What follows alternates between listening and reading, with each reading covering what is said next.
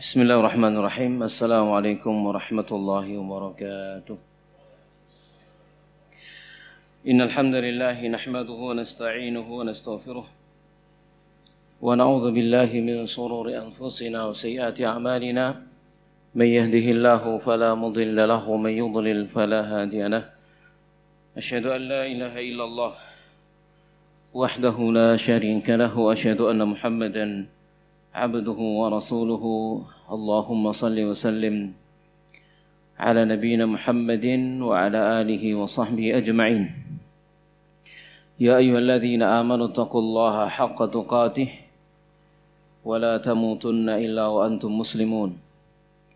Ya ayyuhan nasu taqu rabbakum alladzi khalaqakum min nafsin wahidah wa khalaqa minha zawjaha wa batha minhuma رجالا كثيرا ونساء واتقوا الله الذي تساءلون به والأرحام إن الله كان عليكم رقيبا يا أيها الذين آمنوا اتقوا الله وقولوا قولا سديدا يصلح لكم أعمالكم ويغفر لكم ذنوبكم ومن يطع الله ورسوله فقد فاز فوزا عظيما أما بعد فإن أصدق الحديث كتاب الله وخير الهدي هدي محمد صلى الله عليه وآله وسلم وشر الأمور محدثاتها وكل محدثة بدعة وكل بدعة ضلالة وكل ضلالة في النار. Jamaah sekalian rahimani wa rahimakumullah ta'ala. Alhamdulillah, segala puji bagi Allah, salawat serta salam semoga senantiasa tercurah kepada Nabi kita Nabi Muhammad sallallahu alaihi wa ala alihi wasallam. Jamaah sekalian rahimani wa rahimakumullah, kita bersyukur kepada Allah pagi hari yang berbahagia ini bisa hadir kembali. Kita melanjutkan pembahasan kita dari pembahasan kitab Thaharah dari kitab Al-Wajiz fi Fiqh Sunnah wa Kitabil Aziz Syekh Abdul Azim Al-Badawi hafizahullahu ta'ala, yang mari kita lanjutkan pagi hari ini dengan pembahasan berikutnya, yaitu pembahasan nawaqidul wudu', yang tentang masalah pembatal-pembatal wudu.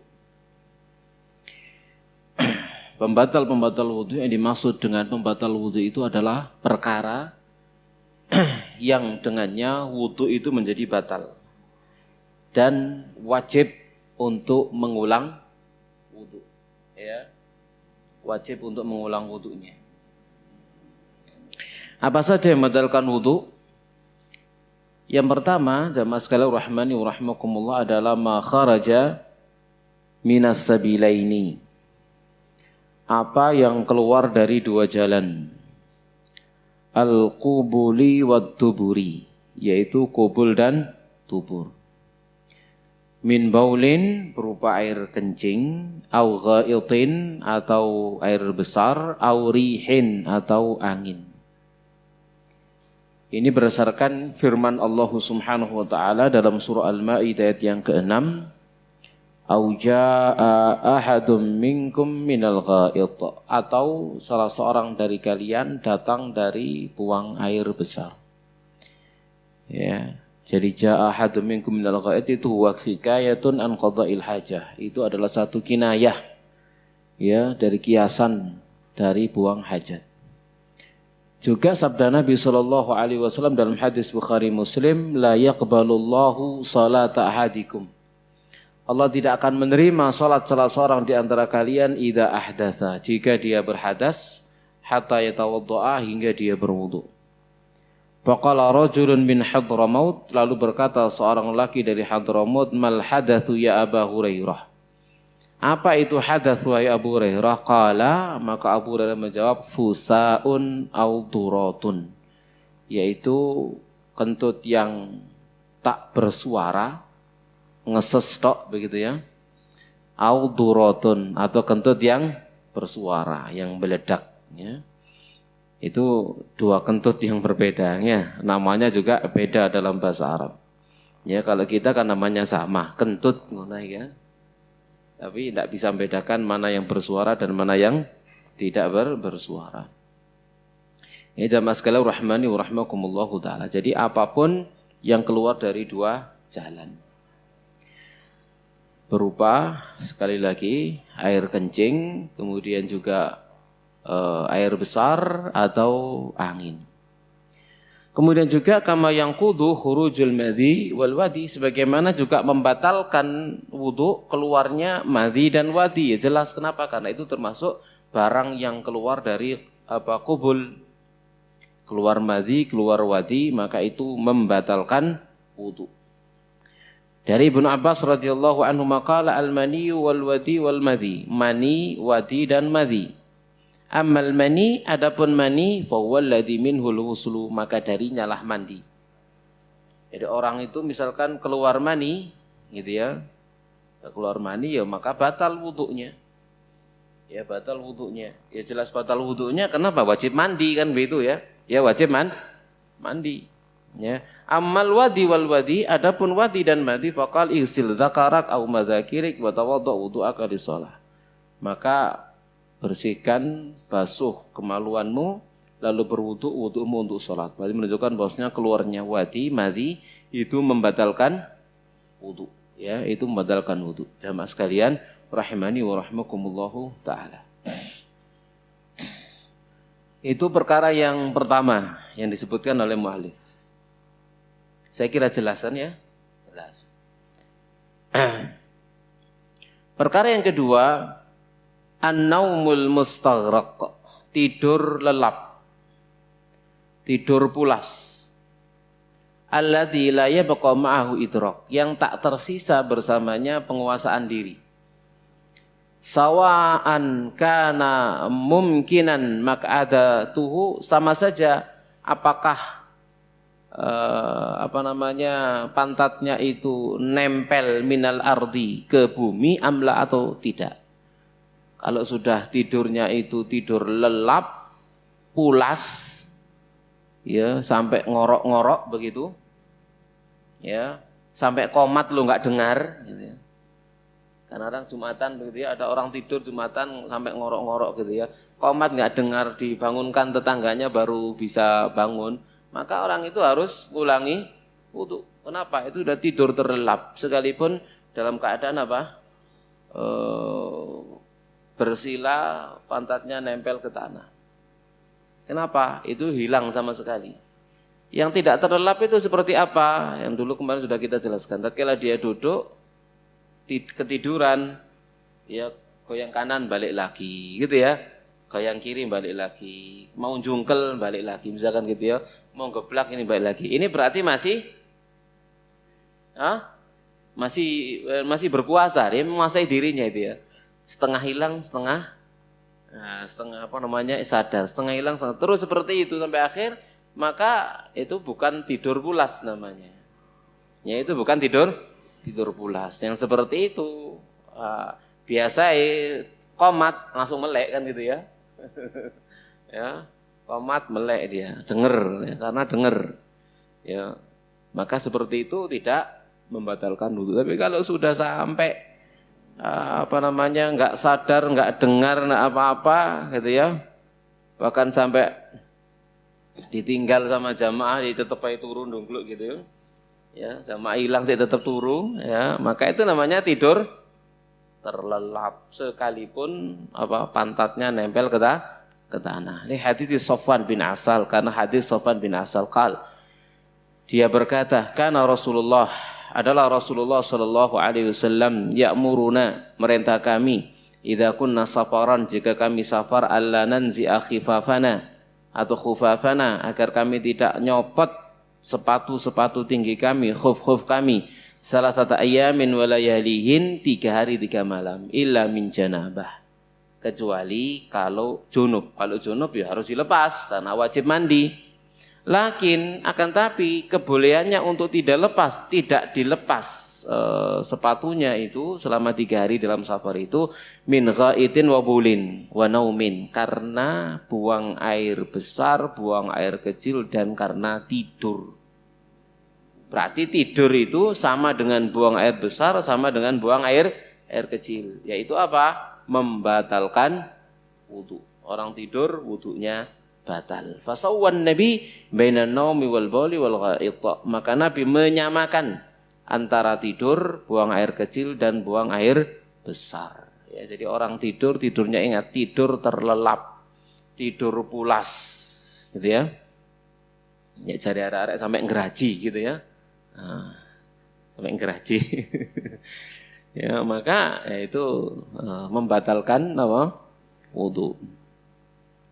Wa Aliin radhiyallahu anhu qala dia berkata qala Rasulullah SAW bersabda al-ainu wika'usah. Mata itu merupakan pengikat ya, pengikat daripada bahasa Indonesianya kelep itu. Nah, kelep.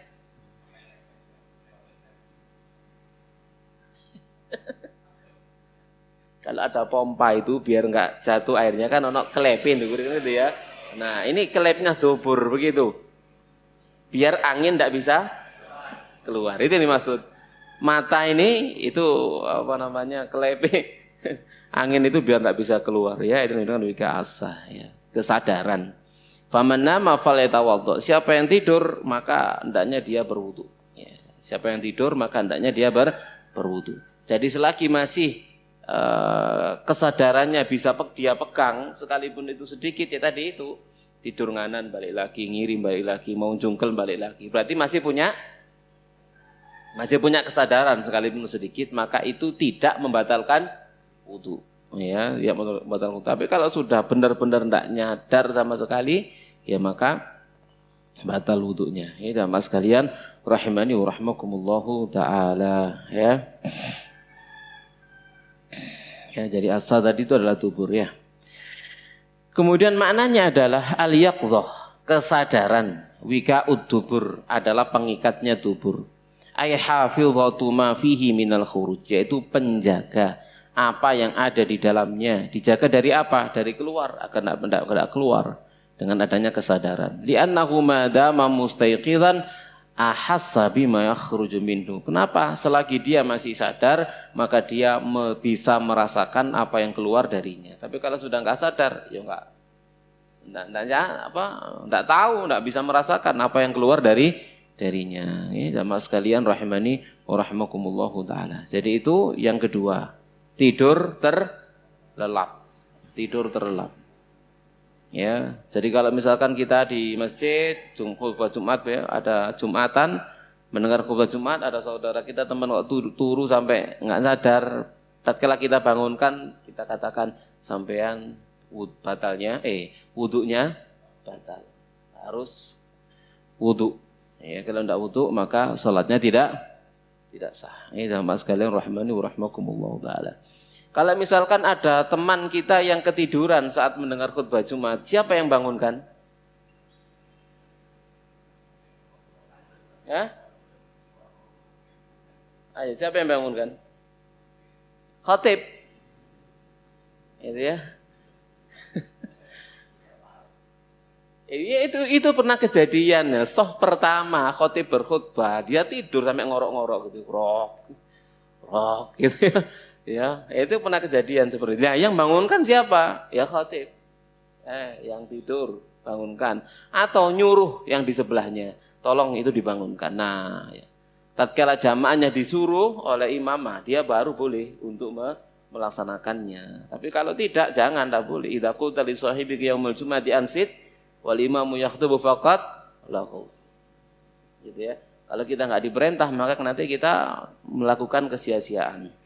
Menyanyiakan pahala salat Jumat ya, menyanyiakan Jumatannya. Baik, kita lanjutkan jamaah sekalian rahmani wa rahimakumullah. Yang ketiga, pembatal yang ketiga adalah zawalul aqli. Hilangnya akal karena mabuk atau karena sakit. Ya. Jadi hilangnya akal karena mabuk atau karena sakit. Ya. Koma lah seperti ya, atau pingsan ya, pingsan, orang sakit kemudian pingsan atau dia koma itu sudah ya, wudunya batal. Ini tidak ada khilaf dalam masalah ini. Kenapa? Orang pingsan, orang koma itu lebih dahsyat daripada tidur kan gitu ya. Orang tidur aja membatalkan wudu, apalagi pingsan ya, apalagi pingsan. kemudian koma, atau termasuk diantaranya adalah gila. Ini juga membatalkan wudunya. Lalu yang keempat, yaitu massul farji min ghairi hailin, menyentuh kemaluan tanpa penghalang. Menyentuh kemaluan tanpa penghalang. Ya. Kata mu'alif, ini memang masalah khilaf ya. Kita baca pernyataan daripada mu'alif, massul farji min ghairi hailin idza kana bi syahwah. Menyentuh kemaluan tanpa penghalang idza kana bi syahwah, jika itu disertai dengan syahwat. Liqaulihi sallallahu alaihi wasallam, man massa dzakarahu falyatawadda. Siapa yang menyentuh kemaluannya maka hendaknya dia berwudu. Nah, ini sebenarnya kan umum, pokok menyentuh kemaluannya maka hendaknya berwudu, tidak dibatasi apakah dengan syahwat ataukah tidak dengan syahwat. Jadi kalau mu'alif memilih dengan syahwat, namun yang rajih adalah sekalipun tanpa syahwat maka itu juga membatalkan wudu. Kemudian beliau berkata, wa qauluhu, dan juga berdasarkan sabda beliau, hal huwa illa bid'atun min, itu tidaklah lain melainkan adalah satu bagian dari tubuhmu, ini juga hadis sahih ya. Kata beliau, fa huwa bid'atun minka, maka itu adalah bagian dari tubuhmu, illam yaktarin bil masyi syahwah, jika menyentuhnya tidak mengandung syahwat. Linau fi hadhil halah, dikarenakan pada kondisi ini mungkin yani tashbihu masil adwi bi maswi adwi akharin minal jism. Ya, penyerupaan menyentuh sebagian tubuh dengan sebagian yang lainnya. Bi khilafi ma idza masau bi syahwa, berbeda jika dia menyentuhnya dengan syahwat. Haina idzin la yushbihu masu masal adwi akhar. Maka saat itu tidak sama menyentuh zakar, menyentuh kemaluan ya dengan syahwat dengan menyentuh bagian tubuh yang lainnya. Ya, itu jadi berbeda ya. Kalau tanpa syahwat maka tidak berbeda, tapi kalau dengan syahwat maka berbeda. Li'annahu la yaqtarin ada bi syahwah. Kenapa? Menyentuh anggota badan yang lain selain kemaluan tidak disertai dengan syahwat. Ya, kalau menyentuh kemaluannya bisa disertai dengan syahwat. Wa amrun bayyinun kama tara, dan ini perkara yang jelas sebagaimana Anda ketahui. Ya, ini adalah ijtihad daripada beliau. Ya, jemaah sekalian rahimani wa rahimakumullahu taala. Yang perlu kita perhatikan, jawaban Nabi hal huwa illa bid'atun min, tiada lain kemaluan itu adalah satu bagian darimu, itu adalah jawaban Nabi sallallahu alaihi wasallam kepada orang yang bertanya kepada beliau tentang bagaimana hukum menyentuh kemaluan di dalam salat. Menyentuh kemaluan di dalam salat. Bisa dibayangkan menyentuh kemaluan di dalam salat apakah dirogoh menjero ngono? Kan enggak toh? Mesti dari luar. Maka jawaban itu hadis ini hal huwa illa bid'atun min, itu adalah menyentuh kemaluan dari luar, sama dengan menyentuh bagian tubuh yang lainnya. Orang gatel kan itu ya. Gatel di keleke ya dikukur dari luar ya. Kemudian gatel di tempat itu kemudian dikukur dari luar. Jadi itu menyentuh kemaluan dari luar. Gitu ya. Jadi pertanyaannya kepada Nabi, hukum orang yang menyentuh kemaluannya dalam sholat. Ya mesti kalau dalam sholat dari luar, tidak mungkin dari dalam. Maka dijawab oleh Nabi, ya dari luar sama dengan menyentuh anggota tubuh yang lain, sama, nggak ada bedanya. Begitu. Maka jamaah sekalian rahimani wa rahimakumullah, yang rajih ya wallahu alam bahwasanya menyentuh kemaluan itu membatalkan wudu, sama saja dengan syahwat atau tidak dengan syahwat. Ya, karena hadisnya umum, man massa dzakarahu falyatawadda. Siapa yang menyentuh kemaluannya maka hendaknya dia berwudu. Ya. Kemudian yang kelima, nanti akan kita tambahkan beberapa pembahasan ya, masih berkaitan dengan pembatal wudu yang tidak disebutkan oleh mu'alif. Kita baca dulu apa adanya apa yang disampaikan oleh mu'alif ya. Yang kelima, pembatal yang kelima, aklu lahmil ibil, makan daging onta. Berdasarkan hadis Barra bin Azib radhiyallahu anhu, Rasulullah SAW bersabda, "Tawaddu'u min luhumil ibil." Wudu'lah kalian karena daging onta. Wala tawaddu'u min luhumil ghanam. Jangan wudu' karena daging kambing. Ya. Jadi kalau makan daging onta, batal wudu'nya. Disuruh berwudu'. Kalau makan daging kambing, maka tidak batal. Ya. Wa an Jabir bin Samurah radhiyallahu anhu anna rajulan sa'ala Nabi. Ada seorang laki-laki bertanya kepada Nabi sallallahu alaihi wasallam. Atawadda min humil ghanam, apakah saya berwudu karena daging kambing? Qala in syi'ta tawadda wa in syi'ta la tatawadda. Kalau kamu wudu, wudulah. Kalau kamu tidak mau wudu, ya jangan wudu.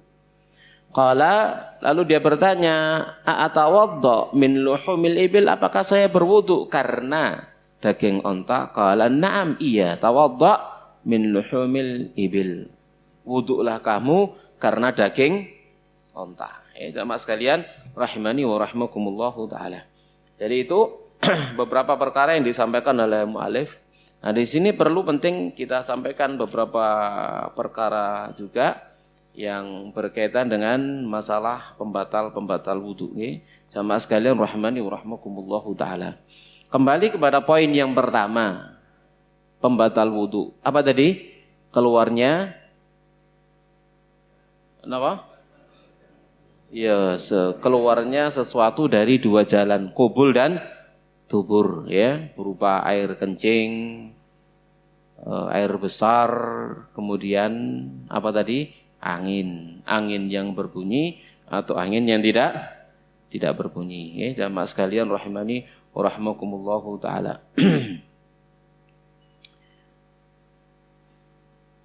Yang menjadi pembahasan sekarang bagaimana kalau keluar angin dari kubul. Keluar angin dari kubul. Ya mohon maaf, biasa terjadi pada kaum wanita. Ya, keluar angin bukan dari tuburnya tapi dari kubulnya. Maka bagaimana? Apakah itu membatalkan wudu? Maka jawabannya adalah apa jawabannya kira-kira? Maka itu tidak membatalkan wudu, ya. Itu tidak membatalkan wudu. Ya, jamaah sekalian, rahimani wa rahimakumullahu taala, ya. Jadi itu tidak membatalkan wudu. Ya, kalau angin itu keluarnya dari kubul, ya. Jadi angin itu yang membatalkan wudu kalau keluar dari dubur. Kalau keluar dari kubul maka tidak. Kata Syekh Abu Malik, ya, dalam kitabnya ini yang kita bawa, Shahih Fiqh Sunnah wa Adillatuhu, qad tahussul mar'atu bi syai'in yushbihur rih. Ya, yang ba'ithu minal furuj. Fa hadha ikhtilajun ay injidhabun wa taharrukun wa laysa birihin kharijah. Jadi kadang seorang wanita itu merasakan adanya keluar angin dari kubulnya. Maka pada dasarnya itu bukan angin yang keluar pada dasarnya gitu, ya. Ya, karena ada faktor gerakan, ya. Karena faktor gerakan sehingga menimbulkan seperti keluarnya angin, ya, seperti keluarnya angin, ya. Maka itu tidak membatalkan wudu. Kata beliau itu bimanzilatil jusya wa nahwihi, itu seperti gelegean. Ya, seperti apa? Gelegean dan yang semacamnya, ya, jamaah sekalian rahimani wa rahimakumullahu taala, ya. Tapi kalau disertai dengan benda yang lain keluar, ya maka membatalkan wudu. Disertai dengan benda yang lain, maka itu membatalkan wudu. Ini jamaah sekalian rahimani wa rahimakumullahu taala.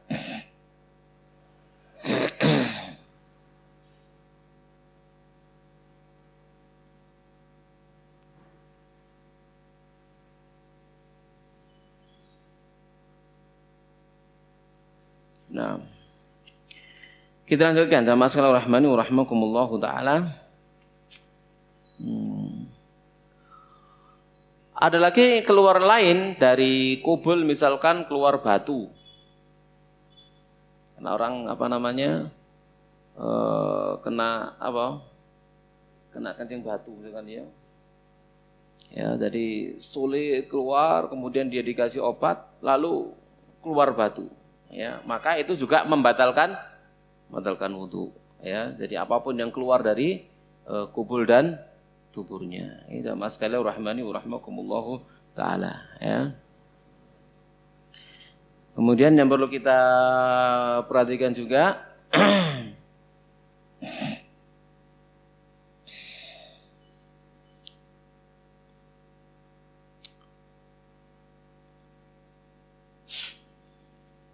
berarti yang ingin saya sampaikan ya. Ada perkara yang mukhtalaf diperselisihkan oleh para ulama, yaitu berkaitan dengan lamsur rajulil mar'ah biduni hail, persentuhan lelaki dan perempuan tanpa penghalang. Ya, persentuhan laki-laki dan perempuan tanpa penghalang. Maka ini adalah masalah khilafiyah. Ada 3 pendapat ya milik para ulama ya di dalam masalah ini. Pendapat yang pertama ya bahwasannya persentuhan laki dan perempuan itu membatalkan wudu secara mutlak. Ini adalah mazhab Syafi'i. Disetujui oleh Ibnu Hazm. Dan ini adalah pendapat Ibnu Mas'ud dan Ibnu Umar radhiyallahu taala anhum. Ya, ini pendapat yang pertama. Pendapat yang kedua, jadi pendapat yang pertama persentuhan laki dan perempuan ya yang jelas bukan mahram ya. Yang termasuk diantaranya suami istri kan bukan mahram. Maka itu membatalkan wudu secara mutlak. Lalu pendapat yang kedua, annahu la yunqidu mutlaqan, itu tidak membatalkan wudu secara mutlak. Kalau pendapat pertama membatalkan wudu secara mutlak, pendapat yang kedua tidak membatalkan wudu secara mutlak. Ini adalah mazhabnya Abu Hanifah, Muhammad bin Hasan Asy-Syaibani. Ini pendapat Ibnu Abbas, Tawus, Hasan, Atha dipilih oleh Syekhul Islam. Ya. Dan ini yang rajih menurut Syekh Abu Malik hafizahullahu taala. Dan asalis pendapat yang ketiga, annal massa yunqidu idza kana bisyahwah. Ini pendapat yang ketiga, menyentuhnya itu membatalkan wudu jika disertai dengan syahwat. Dan ini adalah mazhab Maliki, Ahmad dan pendapat Imam Ahmad ya dalam pendapat yang masyhur. Ini jamaah sekalian rahimani wa rahmakumullahu taala. Jadi ini juga perlu kita fahami ya, agar kita bersikap di masyarakat kita itu dengan sikap yang bijak. Masalah ini memang masalah khilafiyah. Jamaah sekalian rahimani wa rahmakumullahu taala. Ya suami istri ya ada yang mengatakan batal secara mutlak, tidak batal secara mutlak, dan ada yang di tengah-tengah. Batal kalau disertai dengan syahwat. Ya, batal kalau disertai dengan syahwat.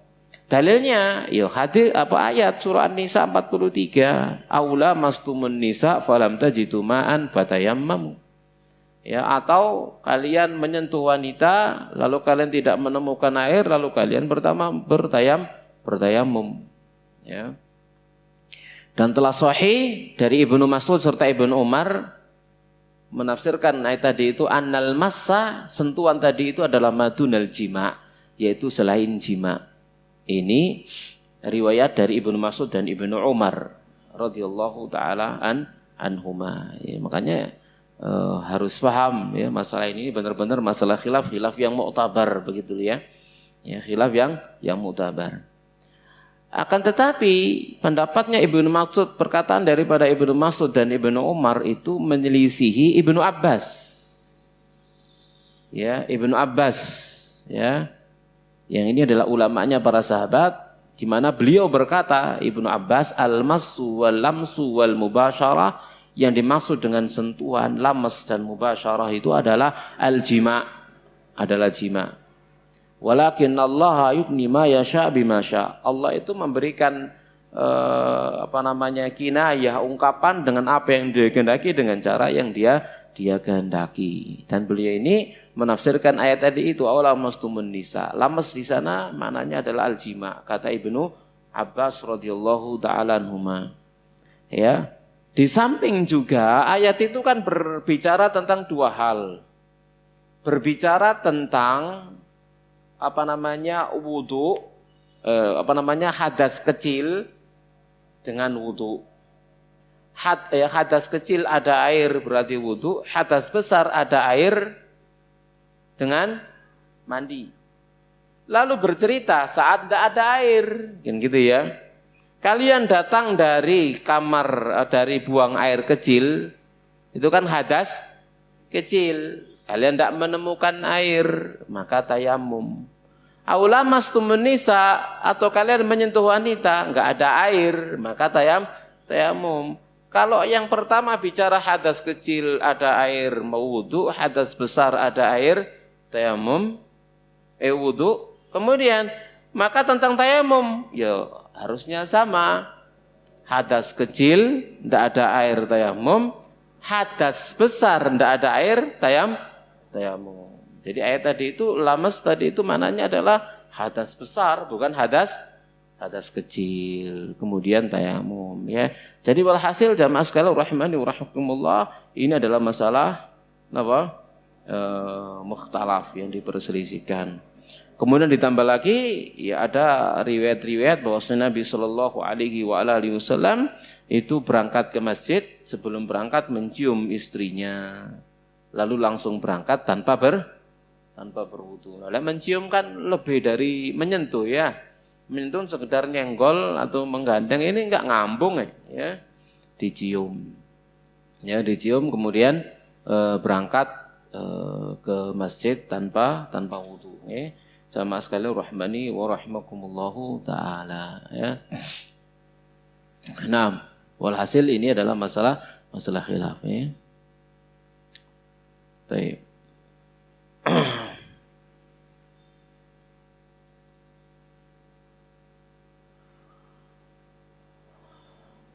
Kemudian termasuk perkara lain yang perlu kita perhatikan juga tentang masalah al-qai, yaitu muntah.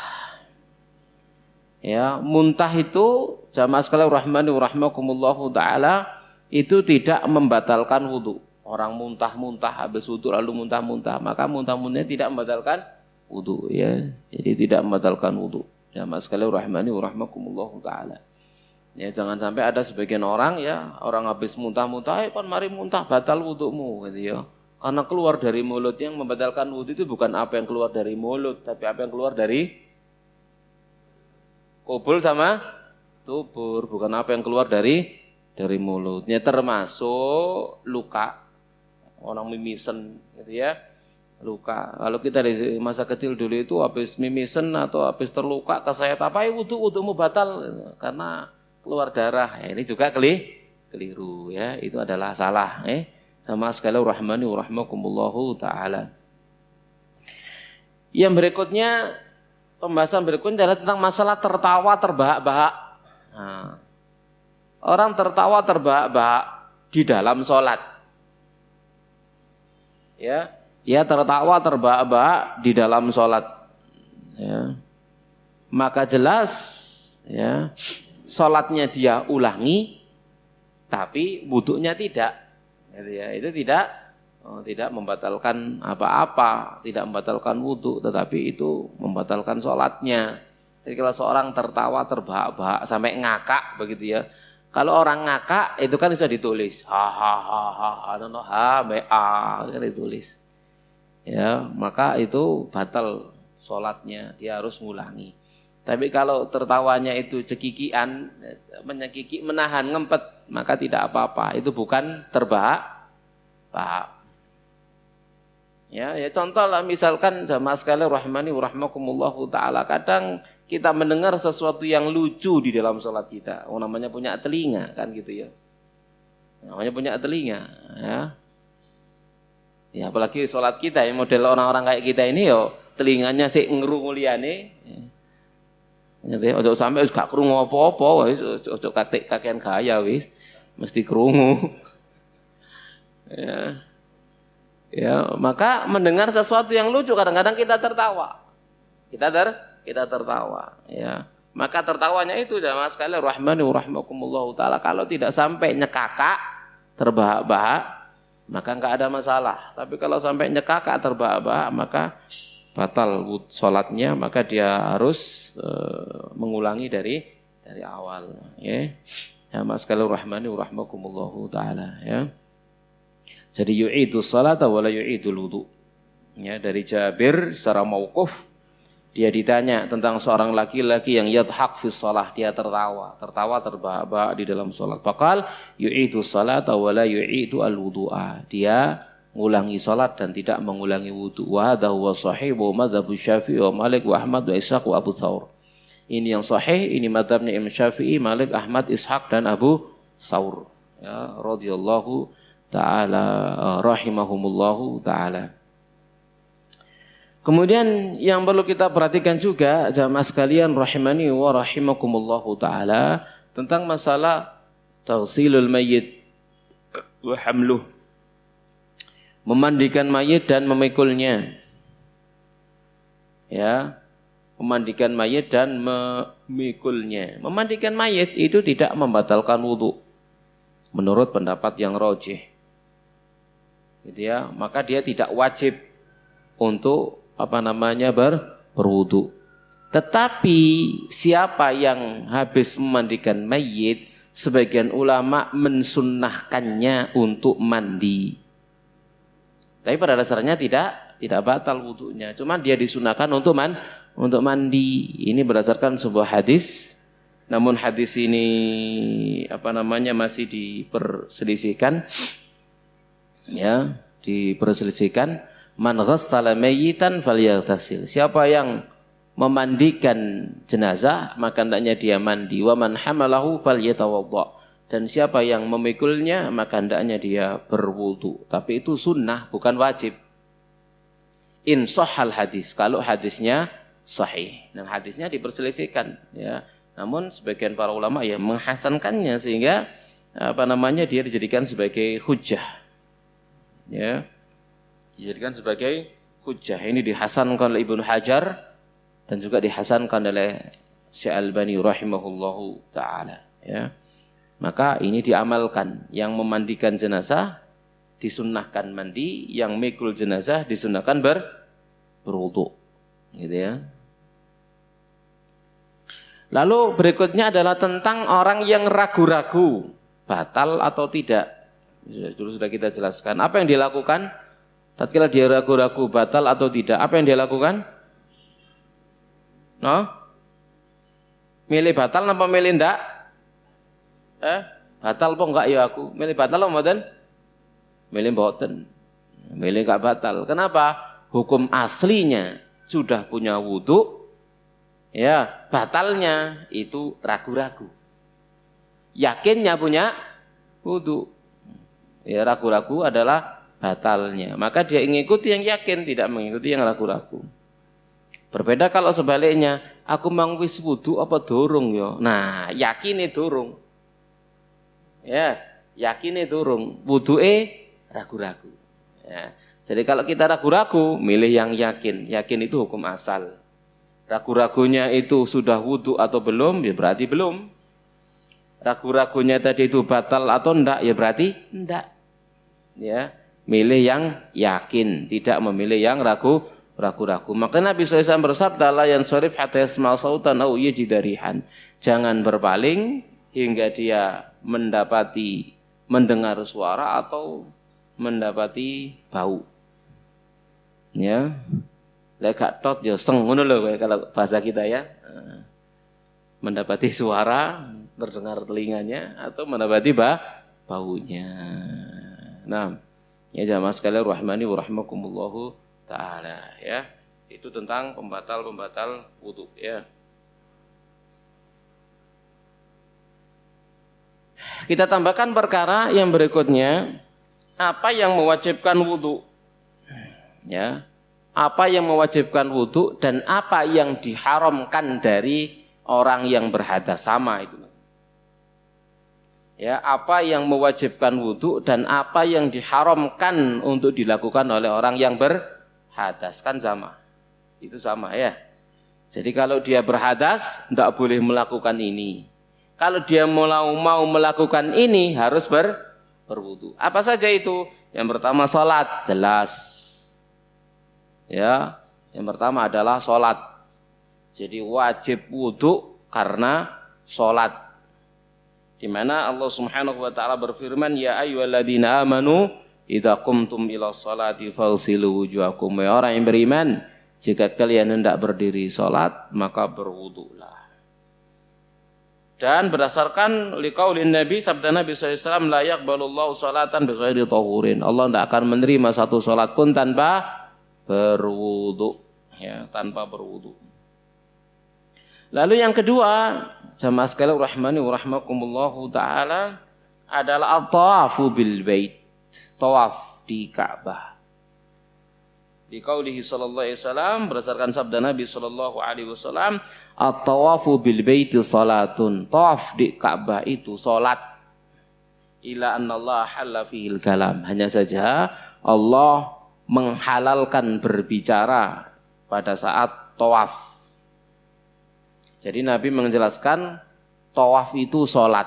Hanya saja halal berbicara. Jadi kita tawaf sambil ngobrol dengan teman gitu, enggak apa-apa gitu ya. Tapi ya jelas ganjarannya berkurang, ya, pahalanya berkurang. Ono ngobrol oleh ganjaran nah. Ya apa kabarmu? Anak ibu rame tawaf gitu ya.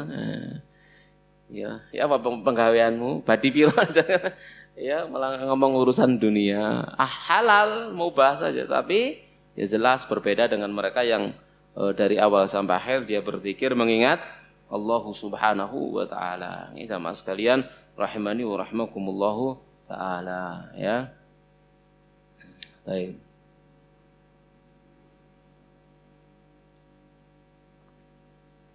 Ya, sekalipun tawaf ini juga mukhtalaf, diperselisihkan oleh para ulama. Ada yang mewajibkan dan juga ada yang tidak mewajibkan. Wasil itu khilaf. Namun kehati-hatiannya apa? Ya wudu, jangan sampai tidak wudu tatkala salat, tatkala tawaf, ya. Karena Nabi mengatakan tadi itu tawaf itu adalah salat. Nah, hadis ini juga diperselisihkan apakah itu marfu atau mauquf begitu. Ya, ada yang mengatakan itu marfu, ada yang mengatakan itu mauquf. Ini jamaah sekalian rahimani rahimakumullahu taala. Dan yang menyatakan mauquf tidak marfu kepada Nabi adalah Ibnu Abbas. Sebagaimana diriwayatkan oleh At-Tirmidzi, Al-Baihaqi serta Ibnu Taimiyah dan Ibnu Hajar serta yang selain mereka. Jadi itu perkataan Ibnu Abbas, bukan perkataan Nabi sallallahu alaihi wasallam. Ya kalau itu perkataan Ibnu Abbas, tidak mungkin toh Ibnu Abbas ngarang dari dirinya sendiri. Mesti itu dari Nabi sallallahu alaihi wasallam, ya.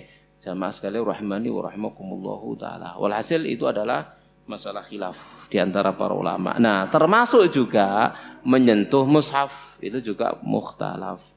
Ya, apakah wajib berwudu ataukah tidak wajib berwudu? Ya. Kalau mazhab Maliki, Syafi'i dan Ahmad serta jumhur ulama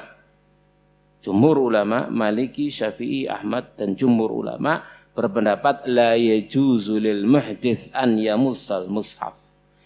Bagi orang yang berhadas tidak boleh menyentuh mushaf. Wajib berwudu baru boleh menyentuh mushaf. Berdasarkan firman Allah, la yamassuhu illal mutahharun. Tidak menyentuhnya kecuali al-mutahharun, yang disucikan. Juga hadis Amr bin Hizam, anna Nabi sallallahu alaihi wasallam kataba ila ahli Yaman kitaban wa fi la yamussul Qur'ana illa tahir. Menulis tulisan ke Yaman, di sana disebutkan tidak boleh menyentuh Quran kecuali orang yang suci. Ini dalilnya jumhur ulama, ya rahimahumullahu taala. Ya, adapun para ulama yang lain yang tidak berpandangan dengan hadis ini, berpandangan dengan pendapat ini. Yang pertama, hadis tadi itu la yamassul Qur'ana illa tahir dinyatakan dhaif. Ya, dinyatakan hadis itu dhaif, ya. Jamaah sekalian rahmani rahimakumullahu taala. Jadi sanadnya dhaif, sebagiannya sahih, gitu ya. Bahkan ada yang tidak ada sanad. Kemudian juga, tapi hadis tadi itu disahihkan oleh Albani dalam Irwa, ya. Kemudian juga ya walhasil ini hadis dipersesikan para ulama, ada yang mendhaifkannya, ada yang menhasankannya, dan ada yang mensahihkannya. Ya, yang menhasankan mensahihkannya ya jelas berpendapat menyentuh mushaf wajib wudu. Yang tidak menhasankan dan mensahihkannya maka tidak mengambil hadis ini. Gitu ya. Jamaah sekalian rahimani wa rahimakumullahu taala. Kemudian dalil yang lain para ulama yang tidak mewajibkannya yaitu bahwasanya ayat la yamassu ilal mutahharun yang dimaksud di sana adalah para malaikat, ya bukan orang yang bersuci tapi para malaikat, yakni al-mutahharun, orang-orang yang disucikan. Karena berdasarkan ayat sebelumnya innahu laqur'anun karim fi kitabim maknun. Itu adalah benar-benar Quran yang mulia ada pada kitab yang terjaga. Ya la yamassu ilal mutahharun, tidak menyentuhnya kecuali makhluk-makhluk yang disucikan oleh para malaikat.